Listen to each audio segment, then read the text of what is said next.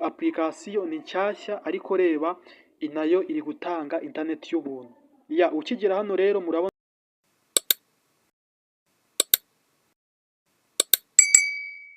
ndabashuje cyane, nongeye kubaha ikaze kuri iyi channel yacu.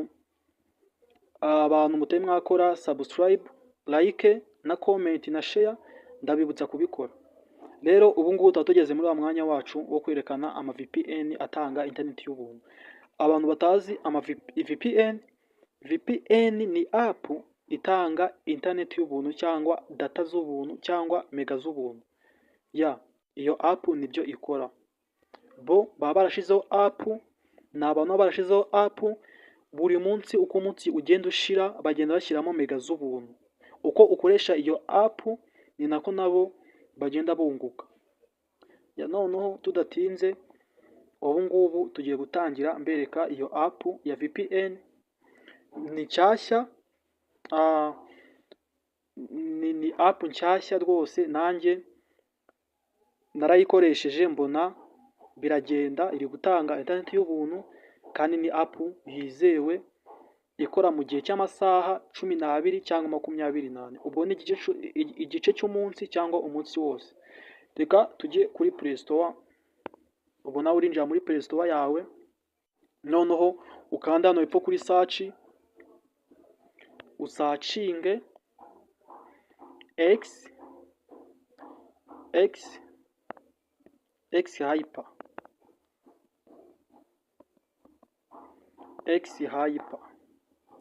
So dore ngiyi hano hejuru muhita muyibona, dore ngiyi hano hejuru, dore ngiyi hano hejuru. Noneho ikintu uzakora uzahita uyikandaho, numara kuyikandaho dore ngiyi bazahita bayigwa muri phone yawe. Dore ngiyi app dore ngiyi, iyi niyo yaciye ibintu bigacika, iyi niyo iri gutanga internet y'ubuntu, iyi niyo mu by'ukuri dukoreye iyi video kugira ngo nyibereke ukuntu itanga internet. Abantu benshi bagiye bayivugaho, dore ngizi, izi ni comment zose, izi VPN irakora, abantu benshi niko bari kuvuga. Dore noneho VPN, dore ngiyi amafoto yayo, dore ngiyi VPN.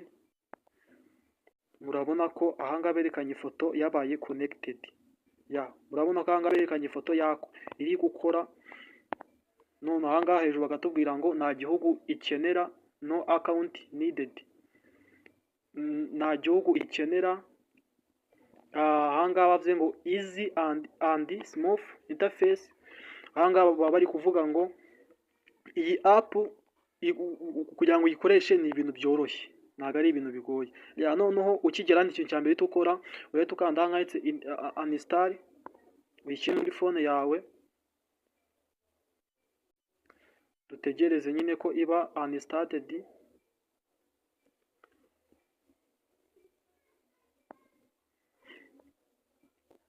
Turategereza rwose. Izi app ni app zikora, genda mbereka abantu muba muri kumbwira ngo byanze, ngo ntabwo uri gukora neza. Izi app ujye ureba video yose usobanukirwe. Narababwiye ngo mujye mureba video itangira paka irangiye kugira ngo musobanukirwe ukuntu bakoresha izi application. Izi application ni app zoroshye, ni app zoroshye bishoboka ku buryo n'umuntu utarize yayikoresha. Nta hantu ugenda ugakanda ahantu hamwe, ntabwo bigusaba mu bintu byinshi. Kandi n'ubu ngubu ngiye kubibereka app rwose. Munashaka iyi video wajya uyohereza kugira ngo wenda uyirebe neza utari kuri internet, kugira ngo uyirebe neza usobanukirwe ukuntu bakoresha izi app. Noneho dore ko mwabonye ko yaje muri phone yacu, urahita ukanda hanga handitse open. Urahita ukanda hanga kuri open, dore ngaha urahita ukanda kuri open. Tugiye gukanda kuri open. Yes, reka dukande kuri open. Turategereza. Ya ahangaha rero baba bakubwiye ngo emeza S5 Tsune Pro, emeza yuko izaza kohereza notification bakohereza ni izihe.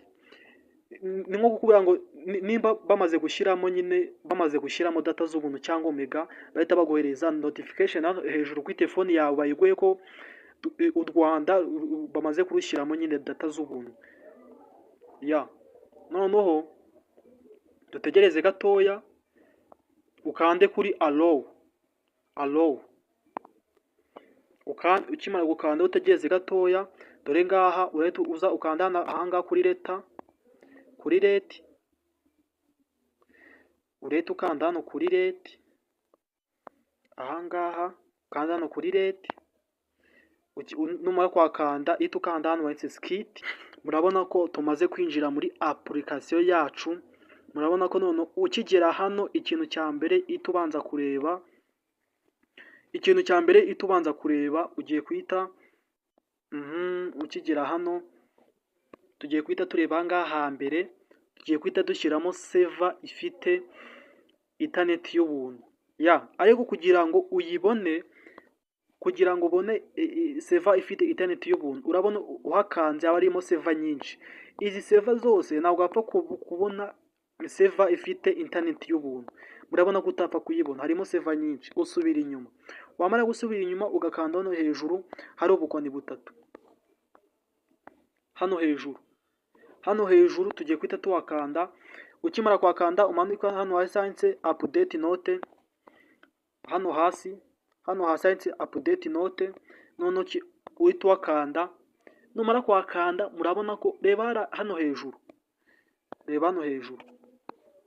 ahangaha n'aha. Murabona ahangaha ikintu batubwiye, ahangaha bashize amavi kuri ibi bihugu. Aya mavi amenyesha cyangwa atanga, niyo ubungubu ari gutanga data. Ubu niyo afite speed ya data, cyangwa niyo muri ziriya server zose twabonye, niyo ubungubu ariyo nyine mu Rwanda ari gutanga server nyine ifite internet. Aya ngaya bashizeho V. Rero uko winjiye muri app, urabanza ukinjira hano ahangaha kuri update note, ukareba ahantu hari server nyine. N'ubundi server iyo bashizeho server zifite data bashyiraho V. Murabona ko bashizeho V. Noneho ahangaha niho tugiye gushyira server yacu. Murabona ko ngiye gutakiramo handitse Bangladesh. Murabona ko nicyo gihugu ngiye gushyiramo. Turebe Bangladesh ahantu iri. Bangladesh, dore ngiyi Bangladesh Tsune, dore ngiyi Bangladesh Tsune 8. Dore ngiyi, iyi niyo baduhaye, iyi niyo batweretse. Murabona ko idarapo ari ryo rya Bangladesh. Noneho ukimara kuhabona gutyo urahita wakanda. Ukimara kwakanda rero tumanuke, igisigaye cya kabiri uza gukora, uraza ahangaha kabiri, ahangaha nyine ha kabiri. Noneho uhakande. Numara kwakanda uze hano hejuru usacinge Rwanda. Hariya turaba tugiye gushyiramo igihugu cy'u Rwanda. Noneho haba harimo server nyinshi, naho dore harimo server nyinshi z'u Rwanda, ariko ngiye gushyiramo iyi server ya kabiri, uhereye ruguru, uhereye hejuru. Iyi ngiyi, iyi server ngiye niyo Rwanda Airtel Free kabiri, iriya niyo ngiye gushyiramo. Ariko reka mbaze mbasobanurire. Dore hano harimo server nyinshi, harimo server za Airtel, harimo na server za MTN. Dore server za MTN, dore ngizi. Twongeye tuhakande, dore sorry byari bivuyemo. Reka twongeye tuhakande, dusacinge Rwanda. Byari bivuyemo gatoya, dusacinge Rwanda. Dore ngibi. Noneho harimo MTN nyinshi. Narengeze ku bantu bakoresha MTN. Dore harimo MTN nyinshi, harimo MTN, dore ngizi nyinshi. Izi zose ni MTN. Noneho Airtel, ku bantu bakoresha Airtel, dore ngizi nazo zirimo. Airtel zirimo, dore ngizi Airtel zirimo. dore no hasi hano zirahari, dore ngizi, izi ni seva zose, ariko izi seva zose ntago ariko ziba zifite interineti zose. Bisaba kugira ngo uhitemo niyanga wongere uhitemo indi, kandi murabona ko ari seva nkeya n'ubundi guhitamo ntabwo byoroshye, wenda keretse yaba ari nka seva nyinshi cyane, ariko ahangaha ni nkeya, ahangaha biroroshye. Rero ngewe ngiye guhitamo iyi ngiyi yo hejuru ya kabiri, kanyikandeho, dore ngiyi nyikanzeho iyi ijyamo, none igisigaye hano kiraba gisigaye ni ugukanda ahangaha kuri stati. Ugiye gukanda kuri stati, urakanda kuri stati, ukimara gukanda kuri stati utegereze gatoya, utegereze gatoya, murabona ko biri kwibara. Yes guys, murabona ko rwose ntago ibi ngibi ntago ari uburiganya cyangwa gushaka ngo kubabeshya cyangwa ngo gukora ngo content kugira ngo nzamuke. Ibi ngibi ni ibintu bikora, ibi ngibi ni ibintu bikora cyane. Iyi application ni nshyashya, ariko reba nayo iri gutanga internet y'ubuntu. Ukigera hano rero murabona ko ibintu byakunze. Ikiraba gisigaye wenda nategeze mbabwiraho, murabona ahangaha hari amasaha handitse ngo time left, amasaha asigaye kugira ngo iyi VPN nyine ihagarare, cyangwa data nyine kugira ngo nyine ibe ihagaze. Ahangaha barakubwira ngo hasigaye iminota 58, ariko iyo ushaka kongera amasaha kugira ngo nyine ugikoreshe igihe kirekire, dore ukanda hano handitse ads is ready. Iyo wakanze ahangaha ureba ads imwe bagakongera amasaha 4, bahita baguhereza amasaha 4, cyangwa bataguhereza amasaha 4 bakaguha amasaha 3, wakomeza kuhakanda bakagenda bakongerera amasaha. Murabona ko ngiye byakunze, kandi iyi application ntabwo ikoreshwa na mega. Niyo mega ziriho ntabwo mega zawe zijya zigenda, hoya ntabwo mega zawe zigenda niyo mega ziriho, ahubwo mega zirakomeza zikagumaho. Iyi application yonyine niyo uri gukoresha mega zayo. Reka tubikuremo none ngiye mbereke uburyo iyi application ikora. Dore reka tujye nko kuri YouTube mbereke uburyo iyi application ikora. Noneho guys, murabona ko rwose VPN yacu irakora, murabona ko banyeretse amavideo, murabona ko rwose ibintu byose ari sawa, murabibona rwose guys, amafoto yose ndi kuyareba, ibintu byose ndi kubireba. Ndabibutsa ko nukuri namwe mugende muyigerageze, inzira zose naziberetse binyuramo kugira ngo VPN yacu ikore, byose nabiberetse. Rero mugende mubigerageze murebe, wenda kugira ngo munabirebe neza. Reka ngande nko kuri iyi video urebe. Guys, murabona ko bidatinze video itigeramo, murabibona ko bidatinze video itayiplayinga. Dore murabona ko rwose bita byihutisha, ari via VPN irakora. Mugende ku bantu mufite ibibazo, ku bantu mufite na inyunganizi, ku bantu mufite ibindi bintu mushaka, nimero yanjye iraho ngaho, muri comment, iraho ngaho mu busobanuro. Mugende muyirebemo yo kuri WhatsApp, mugende muyirebemo, munyandikire. Ku bantu bafite ibibazo mbasobanurire, wenda mwageze kuri ya VPN n'izindi VPN nagiye mbereka. Ku bantu mufite ibibazo mugende munyandikire, ndabasubiza. kandi mumfite ntago muzabura VPN, ntago muzabura internet. Ibyo ni ibintu rwose bitabura mumfite. Ni ukuvuga ngo ubu ngubu mugiye guhagarika kugura mega, mugiye guhagarika kugura data.